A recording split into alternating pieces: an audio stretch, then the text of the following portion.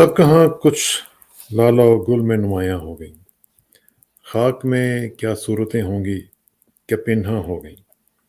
याद थी हमको भी रंगारंग बज़्म-आराइयाँ, लेकिन अब नक्शो निगारे ताके निसियाँ हो गईं। आज दिल बहुत उदास है। डॉक्टर अब्दुल कदीर खान साहब चले गए और वो न सिर्फ मोहसिन पाकिस्तान थे बल्कि मोहसिन पाकिस्तान से भी बढ़ के मैं तो समझता हूँ कि उनका जो किरदार था वो बहुत बड़े लेवल का था। और हमने ना तो उनकी कदर की, ना हमने उनको वो मर्तबा दिया जो कि वो डिज़र्व करते थे। आप ज़रा हिस्ट्री उठा के देखिए कि कायद-ए-आज़म के साथ हमने क्या किया जिसने हमें ये मुल्क दिया। कायद-ए-आज़म की हमशीरा मोहतरमा के साथ हमने क्या किया, उनके बारे में भी आपको पता है कि क्या-क्या दास्तानें हैं, कैसे-कैसे लोग हैं जिन्होंने किन-किन जानवरों के गलों में उनकी तस्वीरें बाँधी थी और वो आज भी काफ़ी इज़्ज़त याफ़्ता लोग हैं। फिर आप ये देखें कि जिसने मुल्क दिया, उनके साथ हमने क्या किया और जिसने उसको नाक़ाबिले तस्ख़ीर बनाया, उसके साथ हमने क्या किया। बड़े ही दुःख की बात है। मुझे डॉक्टर कदीर खान साहब के साथ मिलने का भी इत्तेफ़ाक हुआ, उनके साथ राब्ता रखने का भी इत्तेफ़ाक हुआ और बल्कि ऑनर था मेरा। और ये सिलसिला जो था ये तकरीबन 22-23 साल पहले शुरू हुआ, 28 मई 98 को याद होगा आपको जिस दिन धमाके हुए थे। मैं उसकी आपको तफ़सील बताता हूँ कि वो कैसे हुआ। मैं उस वक़्त न्यूयॉर्क में था और न्यूयॉर्क में एक मकामी अखबार के जो एडिटर थे, उन्होंने मुझे कहा कि हमारी आप मदद करें क्योंकि आज बहुत बड़ा दिन है और पाकिस्तान के हवाले से हमें पाकिस्तान के इस बहुत बड़ी जो डेवलपमेंट हुई है, उसके बारे में आज कुछ थोड़ी-सी हमें हेल्प आउट कर दें। तो ख़ैर मुझे याद है मैं वो इस वक़्त मैंने उस वक़्त देखा कि रेडियोज़ पे भी मुख्तलिफ़ स्टेशंस के ऊपर भी ये खबर चल रही थी। तो जो लोग न्यूयॉर्क को जानते हैं, मैं स्टेटन आइलैंड से निकला और मैंने क्वींस जाना था और जो रास्ते में बेल्ट पार्कवे आती है, उस पे मैं जा रहा था और मुझे आज तक याद है कि जब मेरे पास से कुछ लोग गुज़रते थे, तो ज़ाहिर है एक-दूसरे को देख लेते हैं दूसरी लेन में से गुज़रते हुए कि कोई देसी है या पाकिस्तानी है, तो वो मुझे जाते-जाते भी ऐसे-ऐसे विक्ट्री के निशान बना के जो थे वो जा रहे थे। वो निशान बनाते थे और मुझे ऐसे जैसे इनकरेज कर रहे हों कि वेल डन आपने बहुत ज़बरदस्त काम किया। तो मैं हैरान हो रहा था कि यार इनको क्या है? ये क्या हो गया? तो फिर मुझे अंदाज़ा हुआ जब मैं भी साथ फिर मैंने जब रेडियो लगाया, तो मैंने देखा कि बहुत सारी वहाँ पे डिस्कशंस हो रही हैं और जो मेन स्टेशंस हैं वहाँ पे वो बातचीत चल रही है और हालाँकि पाकिस्तान का वहाँ पे कोई इतना ज़्यादा कभी भी इमेज अच्छा नहीं रहा,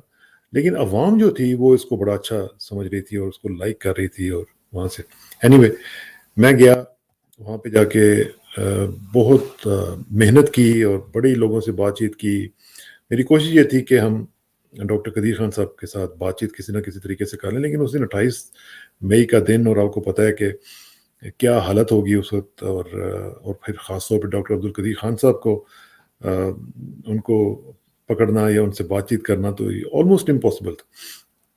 लेकिन मैं लगा रहा, मुख्तलिफ लोगों से बातें की, मुख्तलिफ लोगों से सारी वो इन्फॉर्मेशन लेते फाइनली मेरी बात जो थी वो डॉक्टर कदीर खान साहब के साथ हो गई और मैंने उनका इंटरव्यू शुरू किया। आप यहाँ से अंदाज़ा लगाइए कि वो इतना एक किस्म का नामुमकिन सा काम था कि वो जो उस अखबार के एडिटर थे,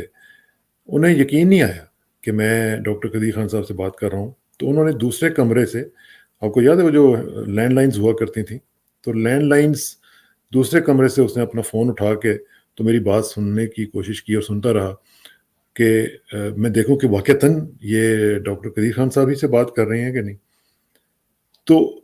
वो बहरहाल अल्लाह का शुक्र है कि वो उनका इंटरव्यू हुआ और डॉक्टर कदीर खान साहब he was so gracious enough कि उन्होंने मुझे तकरीबन कोई 35-40 मिनट का टाइम दिया। उसमें उन्होंने पूरा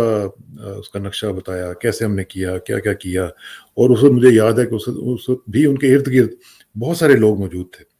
अ, अफ़वाज के लोग भी थे, सिविल लोग भी थे क्योंकि मुझे आवाज़ें आ रही थी और मैं उनसे पूछ रहा था कि ये कौन लोग हैं। تو مجھے بتا رہے تھے کہ انہوں نے مجھے گھیرا ہوا ہے، اس وقت بہت زیادہ لوگ ہیں، لیکن میں چاہتا ہوں کہ لوگوں تک یہ بات پہنچے، اور خاص طور پہ جو اوورسیز پاکستانیز ہیں وہ آپ کے حوالے سے جانیں کہ کیا ہوا کیا ہے۔ تو وہ میرے لیے بہت بڑا ایک سکوپ تھا، اور ظاہر ہے کہ وہ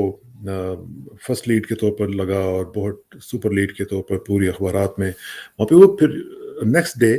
نیو یارک ٹائمز نے اس کو لفٹ کیا، اور نیو یارک ٹائمز نے پھر مجھ سے بات کی کہ آپ نے ان سے کیسے بات چیت کر لی ہے، انہوں نے کیا کہا ہے۔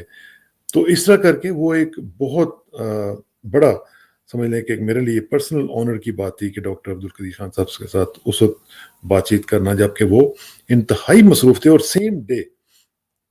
تو یہ اوبیسلی جو جرنلسٹ ہیں ان کو اس چیز کی اہمیت کا اندازہ ہوگا کہ یہ کتنا اہم تھا اس وقت، کیونکہ وہ اس وقت کسی بھی ایون پاکستانی اخبارات کی بھی ریچ میں نہیں تھے اور رینج میں نہیں تھے، لیکن ہمیں اللہ تعالیٰ کے فضل سے وہ ایک عزت نصیب ہوئی کہ ہم نے ان سے بات چیت بھی کی، پورا انٹرویو بھی کیا، اور وہ اگلے دن نہ صرف لوکل اخبارات میں چھپا بلکہ جو نیو یارک ٹائمز وغیرہ ہیں انہوں نے بھی اس کو لفٹ کیا، اور انہوں نے پھر اس کے بعد میرے سے بھی اس کے بارے میں بات چیت کی۔ تو وہاں سے ہمارا ڈاکٹر عبدالقدیر خان صاحب کے ساتھ سلسلہ شروع ہوا، اور ظاہر ہے پھر چلتا چلاتا یہ بیچ میں دوسرے معاملات آ گئے۔ پھر 2004 میں آپ کو پتہ ہے پھر وہ ایک کیو خان نیٹ ورک کا ایک سلسلہ شروع ہوا، پھر پریزیڈنٹ مشرف کا ایک معاملہ بیچ میں آیا، اور کس طریقے سے پھر ان کو مسٹریٹ کیا گیا، اور پھر سارے کا سارا ملبہ جو ہے وہ ان کے اوپر ڈالتے ہوئے کافی لوگوں نے اپنی جو سکن تھی وہ بچائی، اور قربانی کا بکرا ان کو بنا دیا، اور ان سے ایک کنفیشنل سٹیٹمنٹ دلوا دی پی ٹی وی میں لا کے ان کو کہ جناب جیسے سب کچھ انہوں نے کیا ہوگا۔ تو وہ بہت تکلیف میں تھے، بہت ہی شدید تکلیف میں تھے۔ اس کے بعد پھر مجھے جو ان کے ساتھ رابطہ تو رہا فون پہ، اور ڈسکشنز بھی چلتی رہیں، لیکن جب میں یہاں پہ کینیڈا میں آیا تو میں نے ان سے ریکویسٹ کی کہ آپ ہمیں دوبارہ انٹرویو دیں، اور یہ جو کنٹروورسیز وغیرہ چل رہی ہیں ان کے بارے میں بتائیں کہ کیا صورتحال ہے، اور کس طریقے سے آپ ان کو دیکھتے ہیں، اور آپ کا اس میں اپنا پرسنل پوائنٹ آف ویو کیا ہے۔ تو وہ پھر انہوں نے فائنلی ایگری کیا، کیونکہ پہلے ان کے اوپر پابندی تھی کہ وہ بات چیت نہیں کر سکتے تھے، لیکن بعد میں پھر تھوڑا سا وہ ریلیکس کیا گیا، اور ہم نے بھی تھوڑا سا کچھ لوگوں سے کہا کہ بھئی یہ بات چیت جو ہے یہ انٹرنیشنل لیول پہ آنی چاہیے، اور پتہ لگنا چاہیے کہ کیا اصل کہانی کیا ہے اور کس طریقے سے۔ پھر آپ کو یاد ہوگا کہ میں نے ان کا انٹرویو کیا، میں اس کا لنک بھی یہاں پہ لگا دوں گا، آپ ذرا دیکھیے گا کہ اس میں انہوں نے بہت ساری تفصیلات جو تھیں اس میں انہوں نے بتائیں، اور کس طریقے سے معاملات جو تھے وہ چلتے رہے، اور کس طریقے سے ساری چیزیں ہینڈل ہوئیں، کہاں کہاں پہ ان کو ٹارگٹ کیا گیا، اور کس طریقے سے ان کو رسوائی کا ایک نشانہ جو ہے وہ بنا دیا گیا۔ اور یہ پھر سلسلہ چلتا رہا۔ پھر 2018 کی بات ہے، تو 18 میں مجھے پاکستان جانے کا جب اتفاق ہوا تو میں نے ان سے کہا کہ میں آپ سے ملنا چاہتا ہوں، تو ہی واز ویری کائنڈ۔ میں یقین مانیں کہ جس اسٹیچر کے وہ آدمی تھے ان سے اتنی بہت ہی زیادہ جو کہتے ہیں نا کہ تواضع ہونا، بہت ہی متواضع آدمی تھے، بہت زیادہ عاجزی اور انکساری کے ساتھ انہوں نے کہا کہ آپ ضرور آئیے گا، اور میں آپ کو اپنے گھر والوں سے بھی ملواؤں گا۔ اور اس طرح کر کے مجھے یاد ہے، میرا خیال ہے کہ فیبروری 2018 میں 16 تاریخ تھی شاید، کہ میں اور میرے چھوٹے بھائیوں کی طرح حمزہ، ہمارے جو دوست بھی ہیں اور چھوٹے بھائی بھی ہیں حمزہ سروانی، وہ، اور پھر ہمارے ایک دوست کیلگری سے خالد صاحب جو تھے، خالد چودھری صاحب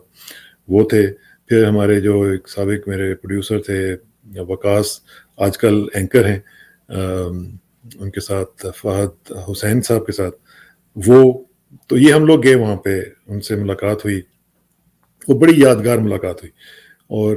بڑی ہی تفصیل سے بات چیت ہوئی، بہت انہوں نے اپنی چیزیں بتائیں، اور میں آپ کو ان کی تصویر بھی دکھاتا ہوں ساتھ ساتھ، ان کی مختلف چیزیں جو ہیں یہ آپ دیکھیں، ان کی بیگم صاحبہ جو ہیں یہ بھی وہاں پہ موجود تھیں، ان سے بھی ان کا تعارف کروایا گیا، بہت ملنسار، بہت ہی اخلاق والی خاتون،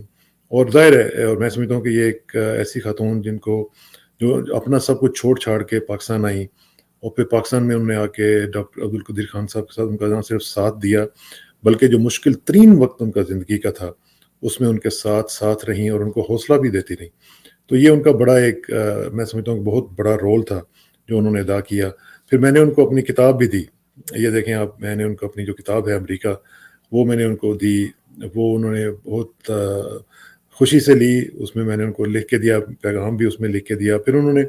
مجھے یاد ہے کہ اسی کتاب کے حوالے سے جو وہ کالم لکھا کرتے تھے، اس کالم میں بھی اس کا ایک بک ریویو لکھا۔ تو یہ میرے جیسے بہت ہی کم تر آدمی کے لیے ایک بہت بڑا آنر تھا، بہت اعزاز تھا کہ ڈاکٹر عبدالقدیر خان صاحب جیسا شخص جو ہے وہ ہماری کتاب کے اوپر ریویو لکھ رہا ہے۔ تو یہ بہت بڑی میرے لیے پرسنل خوشی کی بات تھی، اور میں نے ان کا بہت شکریہ ادا کیا۔ اور پھر یہ دیکھیں کہ مختلف جو چیزیں ہیں، یہ میں ان کو کتاب دے رہا ہوں، یہ بھی ایک تصویر تھی یادگار قسم کی۔ اور پھر ان کی وہاں پہ دیکھا ہم نے، تو ان کے ساتھ وہاں پہ ان کے جو میڈلز ان کو ملے ہیں، آپ یہ دیکھیں کہ کیسے انہوں نے میڈلز وہاں پہ ڈیکوریٹ کیے ہوئے تھے، اور کتنی تعداد میں یہ میڈلز ہیں۔ یعنی آپ اندازہ لگائیں، ایک ایسا ویل ڈیکوریٹڈ آدمی کہ جس کو بے شمار میڈلز ملے ہوئے ہیں، وہ کس طرح وہاں پہ ایک گھر میں وہاں پہ مقید ہو کے انہوں نے اپنی زندگی کے آخری 20 سال جو ہیں تقریباً وہ اس میں گزار دیے، اور کس طریقے سے وہ وہاں پہ رہے، اور کیسا وہ ایک ڈیکوریٹڈ آدمی تھا۔ تو بہت ہی ان کا جو تھی زندگی کے بہت خوبصورت گوشے جو تھے ہمیں اس دن دیکھنے کو ملے۔ بلکہ ان کا ایک جو زندگی کا خوبصورت گوشے کی ایک نشانی یہ بھی ہے، یہ میں آپ کو دکھاتا ہوں۔ یہ جو ہے بلیاں ان کے پاس بہت تھیں، اور بلیوں سے بڑا پیار کرتے تھے، اور یہ عام سی بلیاں نہیں تھیں، بہت ہی خوبصورت قسم کی بلیاں جو خاص نسل کی ہوتی ہیں، یہ ان کے پاس تھیں، اور ان کے ساتھ بہت پیار کرتے تھے، اور ان کی بیگم صاحبہ بھی بہت پیار کرتی تھی ان کے ساتھ۔ تو یہ ان کا جو موقع دینا ہمیں وہاں پہ ملاقات کا، یہ بہت ہی پرسنل لیول پہ میرے لیے بہت بڑی اعزاز کی بات تھی۔ پھر انہوں نے مجھے ایک نوٹ لکھ کے دیا۔ یہ نوٹ جو ہے نا، میں کہتا ہوں کہ اٹ سیز اٹ آل، جس میں انہوں نے یہ کہا کہ برادر اسرار احمد کسانہ کے نہایت خلوص اور نیک دعاؤں کے ساتھ ڈاکٹر عبدالقدیر خان۔ اور پھر یہ شعر سنے آپ، انہوں نے فرمایا کہ اس ملک بے مثال میں ایک مجھ کو چھوڑ کر، اس ملک بے مثال میں ایک مجھ کو چھوڑ کر ہر شخص بے مثال ہے اور با کمال ہے۔ آپ اندازہ لگائیں کہ یہ جو شعر ہے، یہ سب کچھ بتا رہا ہے کہ ان کو سب نے ٹارگٹ کیا، ایک بندے کو پکڑ کے سارا کچھ اس کے اوپر ڈال دیا، اور باقی سارے جو ہیں وہ بے مثال بھی بن گئے اور با کمال بھی بن گئے۔ تو یہ جو شعر تھا، انہوں نے مجھے ایسے نہیں لکھ کے دیا تھا، یہ انہوں نے جب لکھا تو ظاہر ہے کہ وہ ایک میسیج دینا چاہ رہے تھے کہ کیا صورتحال ہے، کس طریقے سے تمام معاملات جو ہے ہینڈل کیے جا رہے ہیں۔ تو یہ جو ملاقات تھی، میں سمجھتا ہوں کہ یہ اس نے مجھے پرسنلی بھی، اور جو ہمارے ساتھ دوست وغیرہ گئے ہوئے تھے ان کو بھی بہت زیادہ ٹچ کیا۔ اور مجھے بڑا دکھ ہوا کہ انہوں نے بتایا کہ ان کی بیٹیاں جو ہیں ان کو بھی پوری طرح آزادی نہیں ہے ان کے ساتھ ملنے کی۔ اگرچہ ڈاکٹر صاحب کے ساتھ یہ ایک ضرور تھا کہ ان کو کبھی کبھی مختلف کراچی کے پروجیکٹس میں جو وہ چلا رہے تھے، مختلف جگہوں پہ، لاہور میں مجھے یاد ہے میرے کزن جو ہیں افتخار چودھری صاحب، انہوں نے ان کو پنجاب یونیورسٹی بلایا، تو وہاں پہ ایک بڑا زبردست فنکشن انہوں نے ارینج کیا تھا، اور اس میں انہوں نے تقریر کی، تو پورا جو ہال تھا وہ امڑ آیا، اور پوری یونیورسٹی کے جو لوگ تھے وہاں پہ، نہ صرف یونیورسٹی کے بلکہ باہر سے بھی لوگ جو تھے وہ وہاں پہ پہنچے ہوئے تھے۔ تو جو لوگوں کے دلوں میں ایک جو بسنے والی بات ہوتی ہے وہ ان کی موجود تھی، اور ساتھ ساتھ وہ مختلف کام کر رہے تھے جو کہ ویلفیئر کے کام تھے، ایک ہاسپٹل کا بھی سلسلے تھے ان کے، پڑھائی کے حوالے سے بھی دنیا میں مختلف لوگوں کے ساتھ ان کا ایک رابطہ تھا۔ جماعت اسلامی کی جو الخدمت ہے اس کے ساتھ مل کے مختلف جگہوں پہ وہ لوگوں کو سپورٹ بھی کرتے تھے، لوگوں کے ساتھ کام بھی آتے تھے۔ تو ان کے زندگی کے مختلف ایسپیکٹ سے، خاص طور پہ کالم کا حساب سے اگر آپ دیکھیں تو ایسا لگتا ہے کہ جیسے کہ بہت ایک ادبی شخصیت ہے۔ ان کی کتابوں کی آپ دیکھیں، کتابوں کے ریویوز لکھتے تھے، پھر میڈیکل کے حوالے سے ریسرچز وغیرہ جو تھیں وہ بتاتے تھے کہ کیا کیا کرنا چاہیے آپ کو۔ تو ان کا ایک کالم کا سلسلہ جو تھا وہ چلتا آ رہا تھا، کئی سالوں سے چلتا آ رہا تھا، اور میں سمجھتا ہوں کہ اس میں میر شکیل الرحمان صاحب کو اور ان کی فیملی کو بھی بڑا کریڈٹ جاتا ہے کہ انہوں نے ان کو مجبور کیا تھا، اور پیار سے مجبور کیا تھا کہ آپ کالم ہمارے لیے لکھا کریں، اور وہ جنگ کے لیے کالم لکھتے رہے، اور بہت اس کی ایک فالوئنگ تھی۔ تو ایک ہمہ جہتی، ایک بہت ہی ڈائیورس قسم کی پرسنالٹی، جس کے اندر مختلف ملٹی ٹیلنٹڈ جس کو آپ کہہ سکتے ہیں، جن کے ساتھ ہم نے کوئی اچھا سلوک نہیں کیا، ہم نے ان کو جو وہ ڈیزرو کرتے تھے وہ سلوک ان کو نہیں دیا۔ ہم نے ابھی اب دیکھیں، میں ان کا وہ لیٹر بھی پڑھ رہا تھا جو انہوں نے سی ڈی او کو لکھا کہ مجھے H8 کے قبرستان میں دفنایا جائے۔ اب وہ کتنی تکلیف میں تھے کہ انہوں نے گورنمنٹ سے یہ بھی کہنا مناسب نہیں سمجھا کہ میرے جیسے شخص کو آپ فیصل مسجد کے احاطہ میں آپ دفنا دیجیے گا، کیونکہ ان کو پتا تھا کہ یہ اس میں بھی پھر کوئی پالیٹکس ہوگی، اس میں بھی لوگ پھر کوئی نہ کوئی گیم ان کے ساتھ کھیل جائیں گے، کوئی نہ کوئی اس میں پرابلم ہو جائے گی. تو انہوں نے پھر آخر کار وہ جو KRL کا جو انہوں نے ایک چھوٹا سا وہاں پہ ایک وہ شیٹس وغیرہ وہاں پہ لگائی ہوئی ہیں H8 کے قبرستان میں، تو وہ اس میں انہوں نے دفن ہونا مناسب سمجھا کہ کم از کم میری جو موت ہے وہ بھی کہیں کنٹروورشل نہ ہو جائے، اور یہ نہ ہو کہ مجھے مرنے کے بعد بھی لوگ جو ہیں وہ اس محبت کا سو کالڈ محبت کا نشانہ بنانا شروع کر دیں کہ جو انہوں نے پہلے دی تھی. تو میں سمجھتا ہوں کہ یہ ایک بہت ہی ناانصافی کی ایک داستان ہے جس میں ہمیں شرمندہ ہونا چاہیے. ایک طرف ہم دیکھتے ہیں کہ جو ہمارے نوسر باز ہیں، جو فراڈیے ہیں، جنہوں نے اربوں ڈالرز پاکستان کے لوٹے ہوئے ہیں، وہ تو اس ملک میں عزت پاتے ہیں، وہ لوٹ لٹا کے چلے جاتے ہیں، سزائیں بھگتتے ہیں، اور پھر بغیرتوں کی طرح واپس آ جاتے ہیں، اور پھر ہم ان کو ووٹ دیتے ہیں، اور پھر ہم ان کے لیے اپنے جو نذرانے دینے کے لیے تیار ہو جاتے ہیں، ہم ان کے لیے اپنی زندگیاں دینے کے لیے نشاور کرنے کے لیے تیار ہو جاتے ہیں. لیکن ایک طرف ایسے لوگ ہیں جو پاکستان کو ایک ناقابل تسخیر تشخص میں ڈھالنے کی کوشش کرتے ہیں. اور آج آپ دیکھ لیں کہ پاکستان کی جو بھی ویلیو ہے، پاکستان کی جو انٹرنیشنل لیول پہ جو ایک سٹینڈنگ ہے، اس میں سب سے بڑا جو ایک مقام ہے وہ ہماری نیوکلیر ڈیٹرنس کا ہے. کیونکہ جب بھی کوئی بات پاکستان کے بارے میں آپ سوچتا ہے، اور آپ دیکھ لیں کہ جب سے پاکستان نے نیوکلیر ڈیٹرنس شو کی ہے، اس کے بعد ہماری کوئی بڑی اس طرح کی کوئی جنگ نہیں ہوئی، کیونکہ یہ ایک ویپن آف پیس ہے. اور یہی وجہ تھی کہ ڈاکٹر عبدالقدیر خان صاحب نے یہ سوچا تھا کہ یہ چیز جو ہے یہ ہمارے پاس ہونی چاہیے، یہ ڈٹر کرے گی ہمارے سامنے جو کھڑے ہوئے دشمن ہیں ان کو، کہ وہ پاکستان کو ترن والا سمجھتے ہوئے جیسے پہلے 71 میں انہوں نے کیا تھا، تو اس سے پاکستان کا دفاع ہو سکے گا. تو ایسے لوگوں کے ساتھ ہم نے کیا کیا ہے، اور کس طریقے سے آج بھی میں دیکھ رہا تھا کہ پاکستان کے جو لوگ ہیں، خاص طور پہ حکومتی شخصیات جو ہیں، ان کی وہ گرم جوشی نہیں تھی. اگرچہ کہا گیا کہ یہ اسٹیٹ فیونرل ہے، لیکن وہ اسٹیٹ فیونرل والی بات اس میں سچ نہیں تھی. لیکن ظاہر ہے اللہ تعالیٰ کا تو ایک سلسلہ ہے، ابر رحمت بھی برس رہا تھا، اور وہاں پہ اللہ تعالیٰ نے اپنا تو ان کو استقبالی جو ابر رحمت کے ذریعے ایک جیسچر تھا وہ انہوں نے دے دیا، اور اللہ تعالیٰ کرے کہ آئندہ بھی ان کے جو مراحل ہیں وہ اسی طرح پورے ہوں. لیکن ہم نے کیا کیا؟ ہم نے اپنا کردار ادا نہیں کیا. ہم باقاعدہ طور پر بار بار ایک چیز جو ہے وہ ثابت کرتے ہیں کہ ہم ایک مردہ پرست قوم ہیں. ہمارے جو بھونپو ہیں، ہمارے یہ جو منسٹرز ہیں، یہ دیکھتے رہتے ہیں، یہ جیسے سورج مکھی کا پھول ہوتا ہے نا، کہ وہ سورج کو دیکھ کے اپنے رنگ بدلتا ہے، اپنی ڈائریکشن بدلتا ہے. یہ بھی دیکھتے ہیں کہ اوپر والا کیا کہے گا ہمیں، کب کہے گا کہ اب آپ یہ اسٹیٹ فیونرل کر دیں، اب آپ ان کی تعریف کر دیں. لیکن جب وہ بیمار تھے، ان میں سے کسی کو کوئی توفیق نہیں ہوئی کہ وہ جائے اور ان کا حال ہی پوچھ لے. محسن پاکستان ہے، آپ کی عزت ان کی وجہ سے تھی. آپ کو وہاں پہ جانا چاہیے تھا، آپ کو ان سے پوچھنا چاہیے تھا آپ کا کیا حال ہے. کم از کم آخر میں آپ ان کو کوئی تھوڑا سا سولس دے دیتے، کوئی آپ ریلیف دے دیتے، کوئی ان کو تسلی ہو جاتی کہ ٹھیک ہے، کچھ نہ کچھ تو انہوں نے میرے جانے تک کچھ نہ کچھ میرا حساب رکھا، میرا خیال رکھا. لیکن ہماری ایک عجیب حالت ہے. مجھے آج وہ شعر یاد آ رہا ہے کہ عمر بھر سنگ زنی کرتے رہے اہل وطن، یہ الگ بات کہ دفنائیں گے اعزاز کے ساتھ. کہ ہم دفناتے بہت اعزاز کے ساتھ ہیں، لیکن زندگی میں جب کوئی ہوتا ہے، جب اس کی زندگی چل رہی ہوتی ہے، تو اس وقت ہم بالکل نہیں اس کو پوچھتے. اور یہی ہمارا کردار بن چکا ہوا ہے کہ، اور یہی وجہ ہے کہ ہم اس وقت پوری کمیونٹی آف نیشنز میں راندہ درگاہ ہیں. کوئی ہم سے بات نہیں کرتا، کوئی پوچھتا نہیں ہے، اس لیے کہ ہم اپنے محسنوں کی قدر نہیں کرتے ہیں. ہم صرف قدر ان کی کرتے ہیں جو نوسر باز ہیں، جو فراڈیے ہیں، جو ہمیں لوٹتے ہیں، جو چور ہیں، جو ڈاکو ہیں، ان کو تو ہم بہت عزت دیتے ہیں. لیکن جو اصل میں کام کرنے والے لوگ ہیں، ان کی نہ ہم عزت کرتے ہیں، نہ ہم ان کو اپنے دلوں میں جگہ دیتے ہیں. اور یہی وجہ ہے کہ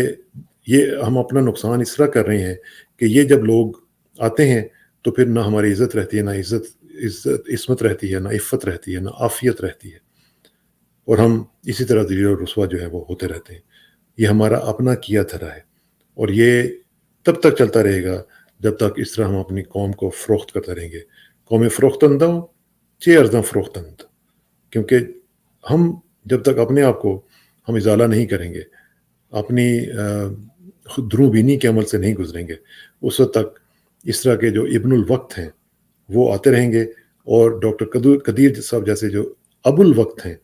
وہ اسی طرح رسوا ہوتے رہیں گے. لیکن یہ ہوگا نہیں اچھا، یہ ہمارے ملک کے لیے اچھا نہیں ہوگا. یہ ملک اس لیے بنا نہیں تھا، قائد اعظم نے اس لیے یہ ملک نہیں لیا تھا کہ یہاں پہ نوسر باز جو ہیں اور فراڈیے جو ہیں وہ رول کریں، اور جو اس طرح کے جو محسن پاکستان جیسے لوگ ہیں وہ اس طرح رسوا ہوتے رہیں. اللہ تعالیٰ کرے کہ ہمیں توفیق دے کہ ہم اپنی دروں بینی کے عمل سے گزر سکیں اور اپنا قبلہ و کعبہ جو ہے وہ اس کو درست کر سکیں. بہت شکریہ.